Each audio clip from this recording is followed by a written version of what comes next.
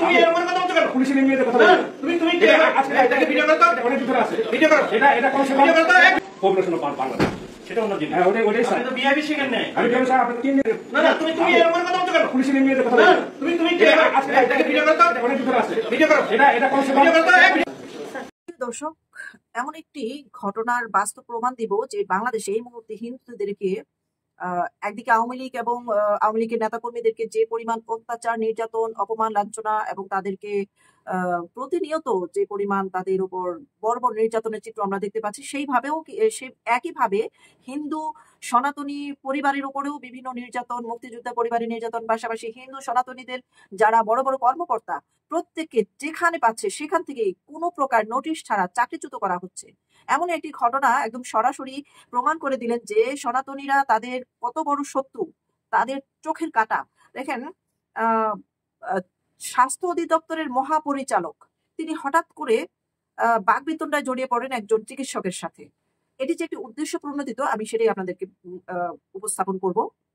তিনি দেখতে, তার ছবিটা আপনারা দেখছেন, দাড়ি টুপিওয়ালা, ধার্মিক লোক বোঝাই যায়। তো দাড়ি টুপি দেখলে আমরা কি মনে করি যে একজন মানুষ ধার্মিক, সে বোধহয় ধর্মপরায়ণ, সে ন্যায় পরায়ণও হতে পারে, তার প্রতি একটা শ্রদ্ধা কাজ করে এমনি এমনি। তো সেই ব্যক্তি হঠাৎ করে ময়মনসিংহ মেডিকেল কলেজ হাসপাতালে স্বাস্থ্যসেবার মান ব্যবস্থাপনা পর্যালোচনার সময় স্বাস্থ্য অধিদপ্তর মহাপরিচালকের যে বাকবিতণ্ডার ঘটনা ঘটেছে, এক পর্যায়ে ওই চিকিৎসককে বহিষ্কারই করে ফেললেন।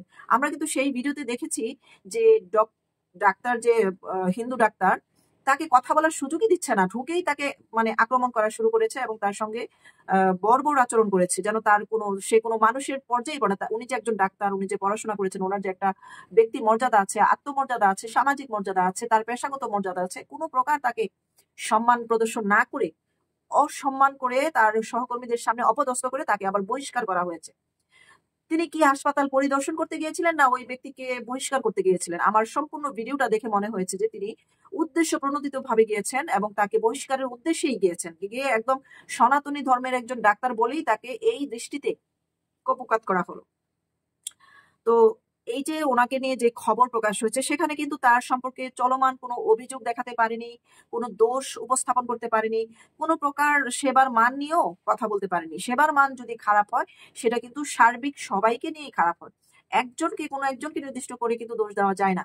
তো সেখানে স্টাফদের উপস্থিতি নিয়েও প্রশ্ন তোলেন। এমন সময় কেজুয়ালি ইনচার্জ ধনদেব বর্মন তার বিভাগের সীমাবদ্ধতা, জনবল সংকট এবং দায়িত্ব পালনের চাপে ক্ষোভ প্রকাশ করেন। তিনি একটি ভিডিওতে নিজের প্রকাশ করেছেন যে আমি দিন রাত 24 ঘন্টা এখানে ডিউটি করি, কখনো ডিউটির টাইম দেখে আমি চলে যাই না যে আমার টাইম সময় শেষ, আমি ডিউটি থেকে চলে যাব। আমাকে আমার এই কাজের প্রায়োরিটি, মানে হাসপাতালের দায়িত্বের যে গুরুত্ব, সেই গুরুত্বের উপর ডিপেন্ড করে যে তিনি কতক্ষণ বেশি সময় দিবেন বা থাকবেন। সেই জিনিসটা তিনি হিসেব নিকেশ করে কখনো কৃপণতা করেননি। তার কাজের জায়গায় কোনো ব্যক্তি নেই এবং তার স্বীকারোক্তিতে স্পষ্টই বোঝা যাচ্ছে একজন নেহায়েত নিরেট ভদ্রলোককে উদ্দেশ্য প্রণোদিত ভাবে ওখান থেকে বের করে দেওয়া হলো।